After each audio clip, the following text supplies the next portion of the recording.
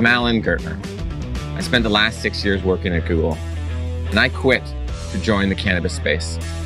Today I run Tokyo Smoke, one of the largest legal cannabis businesses in Canada. And I'm incredibly excited about the cannabis space. This is the next trillion-dollar industry. Cannabis will be bigger than alcohol. Cannabis will be bigger than tobacco. And this is just the beginning. After Canada, the US, Portugal, Germany, and the rest of the world. And we'll help you understand how to take advantage of the burgeoning cannabis market.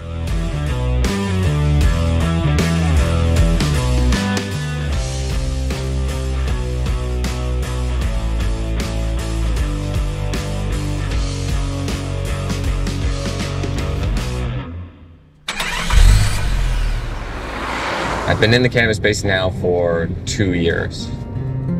And my father has been in the Canadian cannabis space for almost 20 years. But I didn't get into the industry because of him. Before cannabis, I worked at Google for about 6 years. I worked on their first business strategy team in California, and I ran a $100 million business across Asia. And I got into the cannabis space because it was a once-in-a-lifetime chance. A once-in-a-lifetime chance to be part of building the world's next trillion-dollar industry. I went to computer camp as a kid. I dreamed of the internet. And now I get to be part of building what is, in a lot of ways, the next internet, the next great economic revolution. And in this program, we'll learn about how impactful and incredible the cannabis industry is in Canada and how it has the potential to change the world. And we'll also understand the perspective of activists and the pitfalls that might be ahead. We'll talk to Matt Shalhoub, the founder of Green Acres, one of the first cannabis-focused and cannabis-only venture capital firms in the world. We'll talk to Aaron Sauls. Aaron was the first equity analyst in Canada to cover the cannabis space and has since become a leading advisor to a large number of public cannabis companies in Canada. And we'll talk to Jody Emery. Jody has been, in many ways, the face of the cannabis movement in Canada for her entire life. She is one of our country's leading cannabis advocates and activists. But right now, we get the chance to drive to Smith Falls. You can see a smile on my face. I'm really excited about this journey. When I was a kid, Smith Falls housed the Hershey plant.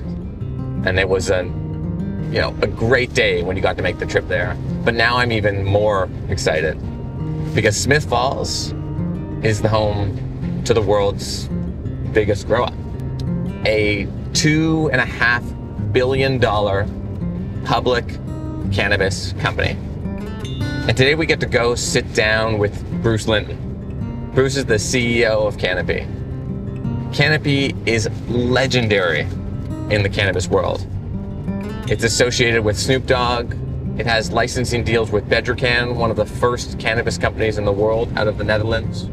And Canopy is so foundational to cannabis and so important to the market today that Constellation Brands, the creator of Corona, just gave Canopy $250 million.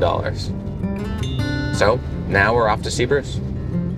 So Bruce, we're sitting here in the lobby of Canopy, this incredibly beautiful lobby of this really established business. And I'd love to know how you got started in this space. Well, I like this space. It's kind of like, it's the opposite of a mullet, right? It's kind of like the party in the front, and when you go back there, it's all business. And what got me into the space is it was pretty clear 2 governments ago. Okay. They were kind of like the Tea Party. What year was this? So this is the Conservatives. It's about 2012. Okay. And there was a lot of kind of discomfort with the prior regulation from a policing governance perspective. Okay. But it was obvious that there were a lot of people who were accessing cannabis through it. Right. And what was going to happen was there going to be a complete turn in the supply chain. What was going to become a governed product, which meant narcotic. Right. And so when I looked at it as a tech background person, I thought, the regulators are really going to care quite a lot that you don't lose the product. Right. That you have a total chain of custody logic. Right. And so when I approached the sector, I approached it from the perspective of how will I make those who are going to govern me comfortable that we have a really well understood method of not losing the product. Right. And then we will build brands on top of that because they're going to regulate us and give us licenses because we'll make them not be embarrassed. And so what attracted to me was pretty evident there were a great number of people who like cannabis. A change in the supply chain for something which there was a huge market has never happened in my life and won't happen again, where the government inserts itself to create a market for something that's ungoverned in black market and one of the only big commerce cycles in our whole world that the government has none of. Right. And so all of that made me go around to about 4 or 5 people. And the first 4, when I asked them, would you like to start a marijuana business? When we went, no, that is a very bad idea. And one of them offered that will probably be the worst idea you have, and maybe you're going to get killed by the bike gangs. And so that confirmed to me that it was a very good idea because all the people who I approached who I thought were business people and rational rejected the opportunity. So this place now, it's the former Hershey chocolate factory. It's about 450,000 square feet. It has room for about another 250,000 square feet. And when I started, we occupied the first 180,000 square feet. And so you'll see on your tour a lot of construction. And what I liked about it is if you think about being governed by Health Canada, and if you think that you're going to land in a class of products that are going to be on par with narcotics, when you say the word narcotic in government, that means $2 million a year of overhead to, in the first years, make sure you're complying. Security, QA, recordings, all the things that you would expect. And so if you have a very small facility, the problem was going to be that you would never make money. Right. But I can tell you when I started with a really large facility, the view was you're quite stupid because there is no market for that much cannabis. And I kept thinking that's really kind of short term.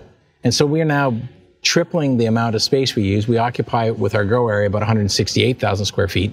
And so when you look at our infrastructure here, we've gone from making air conditioning in January to having heat exchangers that cut my consumption of electricity to 50% as soon as it's minus 2 degrees centigrade or colder. We've gone from single-story growing ops to double-decker. And when you do double-decker, your cost per square foot goes to half, your infrastructure is used better. And so what we've been doing is making better product in a better operating environment, which means that it costs less, which means that we can be extremely cost competitive on the base product. But in reality, the base product is almost only an ingredient. You come back and sit in this chair with me in 3 years, and we're going to be talking about the massive array of products which we make, which use that ingredient for medical and adult enjoyment. And the reason that's going to be the case is people only buy dried cannabis now and roll a joint because they haven't had as many good options. Right. And what's going to happen is the options are going to be formed and the intellectual property is going to be around them.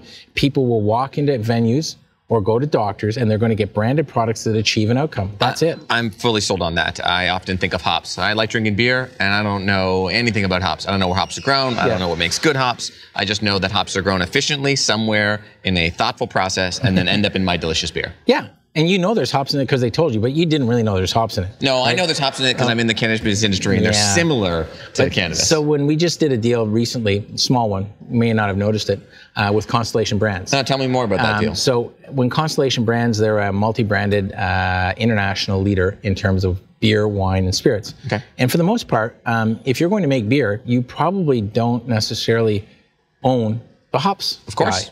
And if you're going to make vodka, you probably know whether or not it has certain ingredients in, but you don't control and own them. If you make coffee, Starbucks doesn't own its coffee plants. Right, and so you can see the migratory path that's going to occur, and there will be people who are very good at being subordinated. The current system in many countries will keep it the same, is you do need to grow the product so you can vertically integrate it, because if they go to a completely open supply chain, the black market's back in business, and it's called the supply chain up. And so I think you'll see a lot of rigor, which will keep the prices not falling in a standard commodity curve. But the value proposition is much higher when you change the format. So the canopy, tell me, this is just one small piece of the canopy empire. Yeah. Tell me more about the scope and scale of your business. The empire. We're really working on a Death Star. It's going to come along great. Yeah, eventually. Well. That came after the Constellation Brands deal, no? That's right. So we currently operate in 6 provinces and 6 countries. And what countries? So, well, first and foremost, Canada, because Canada figured out public policy. And a lot of people will say that Mr. Trudeau is going to legalize cannabis in July. It's actually not true. Cannabis access was legalized in 2001. What he's going to do is expand the access. And that's really important because public policy cannot occur in a void. And so we've had a very focused interaction with cannabis, physicians, and regulations since 2001. And the reason I highlight that is no other country in the world has been so active on that, and which has resulted in fantastic public policy as put out and evolved. which means by being really good here, then you can think about Germany, Denmark, Brazil, Australia, Spain, Colombia, Chile. And so the list of countries I mentioned are federally lawful, taking a process which is governing the production and distribution, and those are domestic markets which have a real chance of being a real market. They're not people running around saying, well, we can grow it for nothing and we're going to sell it in the whole world. Because this is still a United Nations restricted narcotic. It is not getting on buses and going everywhere. Right. But the interesting thing is, because of the events that are going to unfold in the last half of 2018 in Canada, we're going to go from our current 200,000 Canadians who have a medical right to, because of the fact, like, for example, Canopy is the first company, and I still think only, making GMP certified gel caps, which are an identical dose format every time. That makes doctors a lot more comfortable with this as an option, which means the number of patients will probably double. And it means that what happens in the back half of 2018 is we're going to have 3 to 3.5, 4 million people who want to try it, which means they got to buy it. Right. And so I suspect even our rapid growth might be overtaken by what could be even more rapid revenue. The world of the internet, you had to convince people to use the internet. In the world of cannabis, people already use cannabis. Well, there are, but you and I should never disagree with my host, but I'm targeting the 54-year-old woman with a Gucci bag who has not bought any, at least in the last 25 years.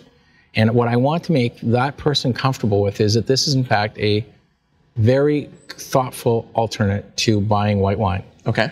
And the reason is, if I can make something which has no or low calories, moderate to no drug-on-drug interaction, triggers more of a giddy, euphoric feeling than because you're having a white wine, you might have a bit of fish or something.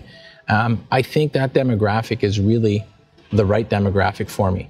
And so I would say there is a bit of more of a parallel to convincing people to use the internet and convincing that this might be a suitable alternate to the other things they would have otherwise purchased. So do you think the future then is the adult use market? The future then is getting people to swap out current psychoactive or substances in their lives and have them move into cannabis? I think there's that. I think in medicine, in fact, the more I think about it, the more I disagree with you, which was really dumb, because nobody had prohibition against the internet for 80 years.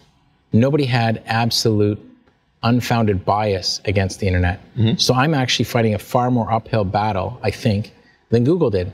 And the reason is I have to convince doctors. I have to do twice as good a job to convince banks. I have to do twice as good a job to convince patients they should swap out something. I have to do twice as good a job to convince people buying alcohol that this might be a suitable alternate. And I think it's because we're actually in a sector where the reason I like brands and promises and fulfilling them is there are so many negatives that we will overcome. I think the brand loyalty and the connectivity to a quality outcome will be far superior. Because, like, you know what? Somebody said Yahoo will never lose. Yahoo's the search engine. And I don't know. I bet there's someone who still uses it, but I'm pretty sure Google's doing okay compared to them. And so I think that the transition time in the internet is much more rapid than we'll find in the cannabis space. I suspect we're going to have a lifetime of loyalty if we change people's embedded negative perceptions. Well, that was fascinating. It's always incredible to have the opportunity to sit down with the leader, today's winner in the cannabis space. Bruce has built an incredible $3 billion company. And amazing to hear from him about what he thinks is the future of the cannabis market, creating products for 55-year-old women who otherwise aren't consuming cannabis today.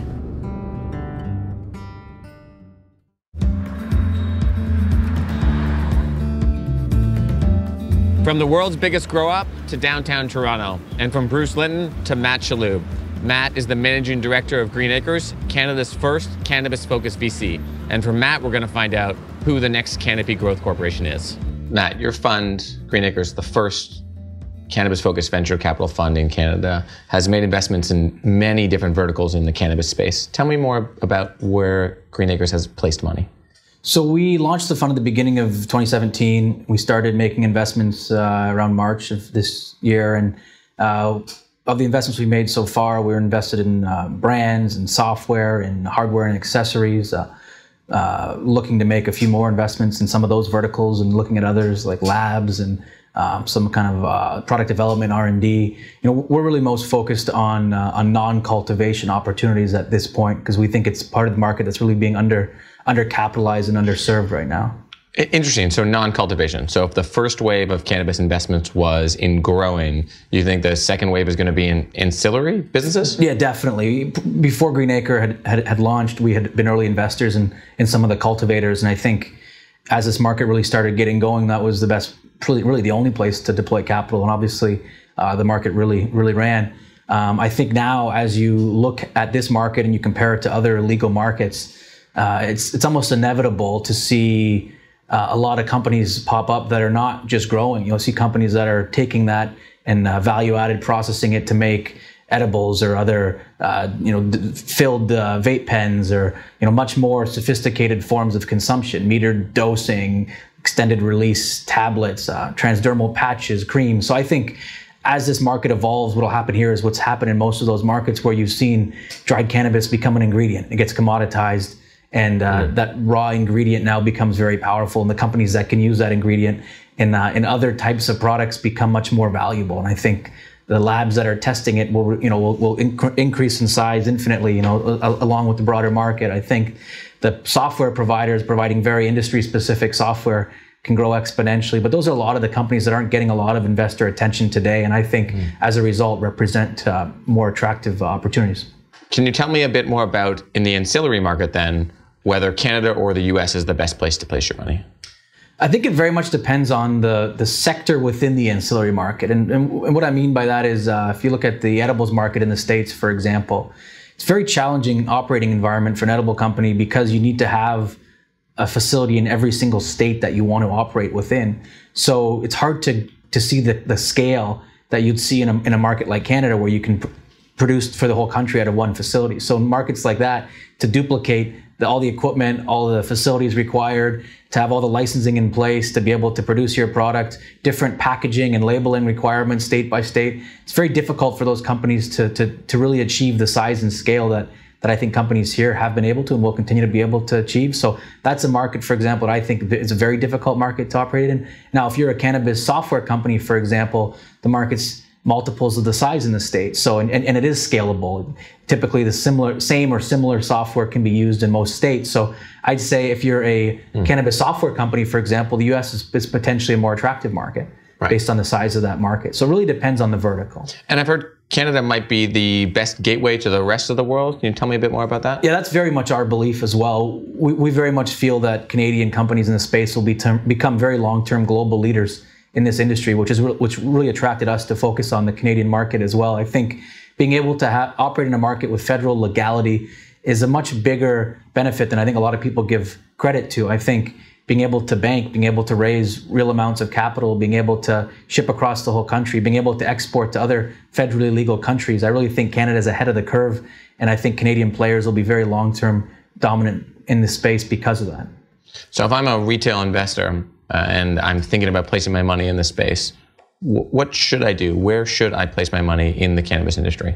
I actually really do think it's tough right now as a retail investor because the majority of the publicly available options to invest in today are mainly cultivators. So I'd say with that lens on, I do think that there's a handful of great cultivators up here that make great investments. I think as a retail investor, I'd be even more focused on continuing to follow the space very closely as it evolves, to be able to make investments into larger ancillary businesses that become public and allow obviously the retail investors to buy shares, because I think that's where the next wave of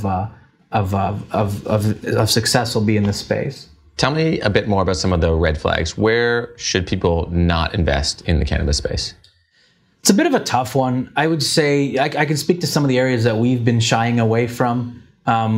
And I think the reason why we've shied away could be different than the reason some investors are looking. But we've shied away from U.S. plant-touching businesses, for example. What do you mean plant-touching? Anyone growing it, anybody retailing it, anybody extracting it. From our perspective, I firmly believe the U.S. will federally legalize in the future. But I think until it does, those will be harder investments to monetize, harder investments to be successful. There's tax code issues, there's banking issues. So we have personally chosen to shy away from those types of investments. I think within the next couple of years, those could become very attractive investments though. So I think as this market evolves in the States and Canada and globally, you have to keep shifting your focus to other parts of the space. And that's the choice that we've made so far, but I very much expect that to evolve over time. How big do we think the ancillary market could possibly be? If Canopy is $3 billion, is there going to be an ancillary business that's also $3 billion? Yeah, I very much believe that there will be. I think, Deloitte had put together research last year that sized the Canadian domestic market at over $22 billion if you include the ancillary products and services. And I'd say most people size the actual cannabis market, meaning dry cannabis or oils or edibles, being up to maybe $10 billion in Canada. So with that math, you're thinking there's still probably 12 billion or so of ancillary product and service business in Canada. So I think there's a ton more market that will open up. I think that for sure there'll be multi-billion-dollar cannabis software company. There'll be multi-billion-dollar cannabis hardware company. And what we're really looking to do at Greenacre is to get in early to those businesses, provide them capital they need today, and provide them more than just that capital, but help to grow their businesses and turn them into those much larger, more successful companies.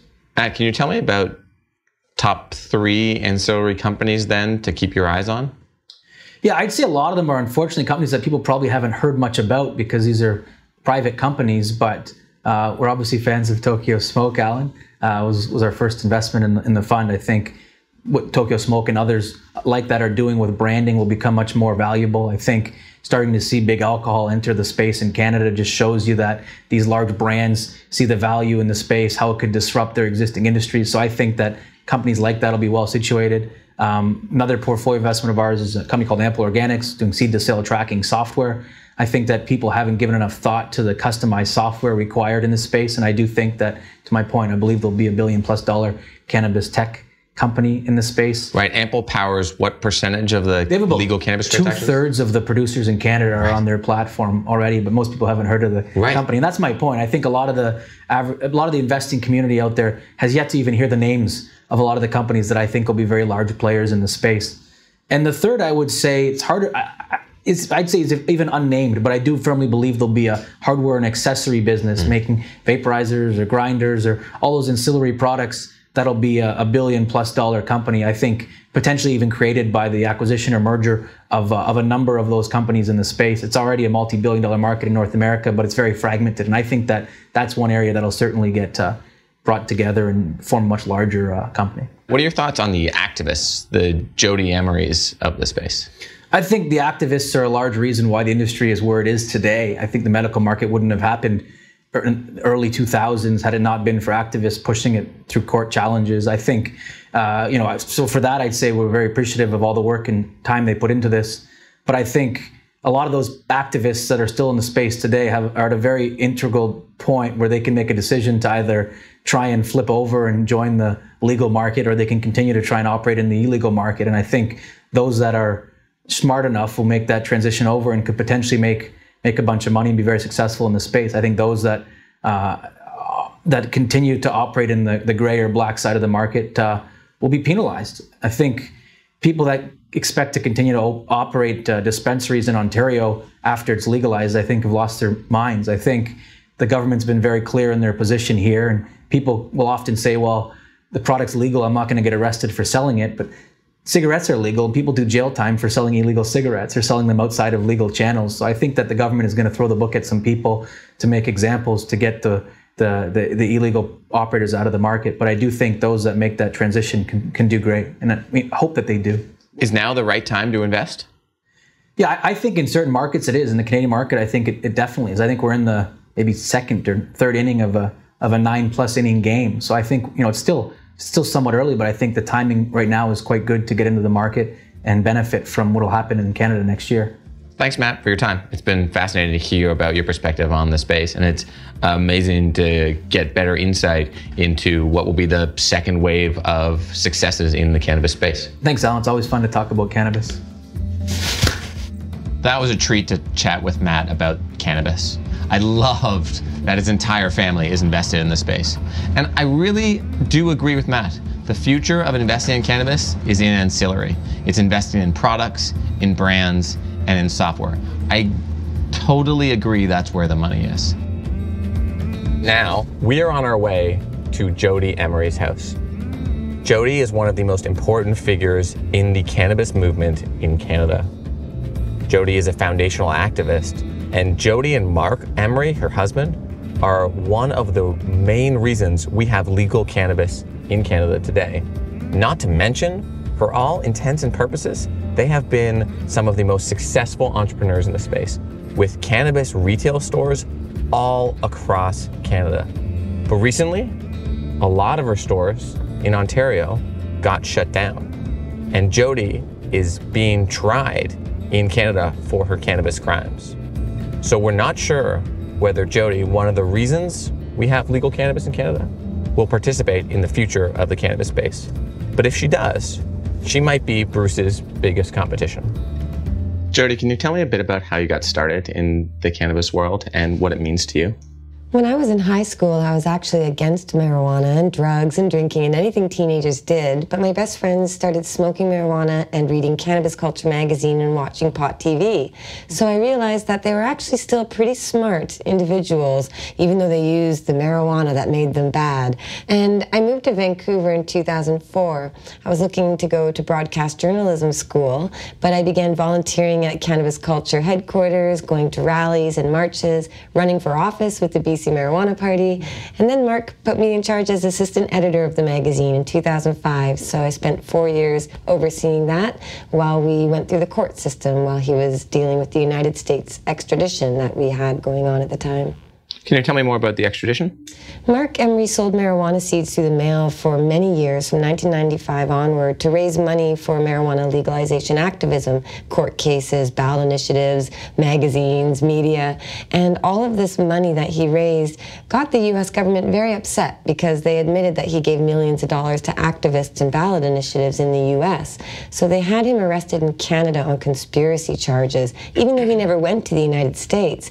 So he was facing 30 years to life in prison and made a plea deal for 5 years, which he served in Georgia and Mississippi from 2010 until mid-2014 when he got out at 85% of his time, 4 years and a few months. So while Mark was in U.S. prison, I went and visited him regularly, but I was also running for office with the BC Green Party for a second time, and I sought a Liberal Party of Canada nomination for Vancouver East, and we started looking at how we could grow our head shop and lounge business. We weren't into dispensing medical marijuana because I felt like a lot of people were taking care of that very well. They were passionate about patients and the medical side, whereas we're more of an advocacy organization. So I promoted medical marijuana, but it wasn't our area of expertise. Once Mark Emery got out of prison in 2014, we were really struggling, to be honest. It was very hard to go through all those years of prison, having someone that I had to pay for and look after in a foreign country. Everything about it was a struggle, but we were making political progress, and we helped make legalization possible in Washington State as official endorsers, and I campaigned in California. We did a lot of activism, so Mark got out, and I thought, how are we going to keep being active if we cease to exist as an organization and business? We have to grow. So we expanded into a second location of a head shop and lounge, and that was fun and everything, but we realized it still was a struggle because retail is difficult, and especially with the internet, letting people get direct from places, it was hard for us to compete. Then we met people who wanted to open up dispensaries. And I thought, well, we've got this name and a brand and a model, and we've always stood for that, but we've got no money, so we can't expand. But there are a lot of people out there wanting to open up dispensaries and storefronts, right, and they don't have a brand, so let's bring the two together. And this was after Trudeau got elected? And this is early 2016, okay. So January 2016, Trudeau had been elected, and everybody was very excited about the promise of storefronts and whatever we had hoped for. And so we looked into that model and decided, let's build a franchise. Let's do something a bit different than the medical dispensaries. Cannabis culture has always been very bold, and we decided let's do recreational or just non-discriminatory. Whether you're sick or you're healthy, you can use cannabis for whatever reason you choose. Just be an adult, we'll check your ID and you can come on in. And it was enormously popular and tremendously successful, but of course it raised the ire of police and law enforcement because Mark Emery and I are spokespeople for a cause. We were political agitators and activists, so we kind of rubbed a few people the wrong way, perhaps, and then got arrested for it in March of this year. Right. But in that year we had, it was less than a year of having the storefronts, from April 29th, our first store in Vancouver, May was our first store in Toronto, and we had raids and closures and all sorts of chaos and excitement in between, and ultimately we had 25 stores, but right now there are only 5 franchises franchise is still operating, but I still think it's a model people want to support. The idea of individual entrepreneurs who have some money to start a business, but they need a brand that's trusted and has loyalty. And that was something that a lot of people were looking to work with us on. And I'd like to think it's just on hold right now, and we'll come back in some legal way at some point, because legalization activism is about being legal. I'd love to be legal. That's why we do this. Right. So that's what I'm still going to keep working towards. I can't believe we just got to sit down with Jody Emery. Mark and Jody are the most important activists in cannabis in Canada, and maybe some of the most important activists in the world. And it's easy to forget the incredible sacrifice that has allowed legalized cannabis in Canada. Mark was extradited from Canada to the US, and Jody just recently spent time in jail. And that's all not to mention the incredible thoughtfulness, intelligence, and insight in the black market today that will have a huge role in defining the future of the cannabis economy. But now we get the chance to go chat with Aaron Sauls. Aaron was the first equity analyst in cannabis in Canada. While Jody and Mark were working as activists, Aaron was helping to set the foundation of the cannabis economy. It will be great to hear from him about what he thinks is the future of cannabis in Canada. Aaron, tell me how big the opportunity is in the marijuana space. Yeah, so I think if you look at Canada alone, we're talking about a $20 billion plus opportunity, and then if you look at the US, $50 billion plus opportunity, and then globally it just, compounds from there. So if you think about the global cannabis industry being $100 billion, $200 billion plus opportunity, there's certainly the ability for entrepreneurs and new business owners to really mint millionaires in this industry, but also probably billionaires in this industry. And I think we're just in the first inning at seeing, who those business owners are going to be. But you can be certain that we'll have millionaires, and we will definitely have billionaires. Put that in context for me. How big is cannabis compared to other industries? Yeah, so I mean, if you look at the global alcohol industry, or even just in Canada alone, if we think of the Canadian market opportunity of being close to $20 billion for cannabis, that gets close to rivaling, alcohol and beer specifically. So when you compare it to alcohol or more regulated and mature industries like that, you can consider cannabis one day getting close to competing certainly with alcohol, and you can even one day see it getting closer to even tobacco. Aaron, is Canada the best market for investors looking at the cannabis space? I think Canada certainly is the best market today for investors. You contrast that to the US, which is definitely getting more mind share in the media, to Canada. Here we have a legal and national framework for medical cannabis, and we're getting very soon into the first G20 country that's getting into a national legal framework for recreational cannabis. So I think from an investment standpoint, Canada is definitely the most exciting. And also, really quietly, Canada has become the #1 legal exporter of medical cannabis in the world. So I think for the medical cannabis opportunity and the recreational cannabis opportunity, Canada by far is at the forefront, which I think for investors makes it the most exciting opportunity. So tell me more about that. Canada today exports marijuana to other countries in the world? Yeah, so if you look at how medical regimes evolve globally, they always start in a very similar fashion. They start with very strict medical programs with a very limited set of qualifying conditions. That is, you can only be prescribed medical cannabis if you're a cancer patient, or if you're a child with epilepsy or some sort of severe condition. And usually when markets start that way, like Germany, Australia, Brazil, those countries, instead of setting up domestic production, will import product from other countries. And Canada is widely now looked at as the country with the strictest regulatory regime, and therefore, from a quality of product standpoint, amongst the most trusted. Germany is a fascinating example, right? Here's a country that has 70 million people and had a system where they went out for bid, and they said, you can bid to grow cannabis and import cannabis into our country, and any country in the world could bid, and only 2 countries qualified? Yeah, so the German program was interesting. I think sets precedent for what you'll see happen around the world, and that is that countries that are now trying to get into the medical marijuana, or at least legalize medical cannabis, then eventually there's probably a path to recreational or adult use cannabis. They're again looking to countries that have a proven and well thought out program. And so Canada again becomes that obvious choice. And so Germany is a perfect example where there was a tender process to get medical domestic production license in Germany, and the only way you could actually submit your application for that is you had to have a proven history of compliant production. And so when you look around the world, where is there really a proven history of compliant legal medical cannabis production at a national level? And Canada and the Netherlands were basically the only countries that qualified in that set. As a former analyst in the space, how do you look at investing in the public cannabis markets? Yeah, so I think when you look at all the public cannabis companies now, I think there's a few different opportunities available. So on the major exchanges like the TSX and the TSX Venture, you have over 23 licensed producers, federally licensed producers like Canopy, Freya, companies that have existed for many, many years now and have attracted hundreds of millions of dollars of institutional capital. And then you can go down to the CSE, which would be considered somewhat of a lower exchange. And in many cases on that exchange, you have opportunities to invest in late stage applicants that have yet to actually receive their license. And in those cases, those companies are smaller than what's listed up on the TSX. You have companies that are trying to pursue R&D strategies. You have companies that are trying to pursue tech solutions that will be ancillary to the industry. And you also have the opportunity on the CSE, which is unique to the CSE, to invest in the US cannabis sector. So you could invest in the Canadian Stock Exchange in the US cannabis sector?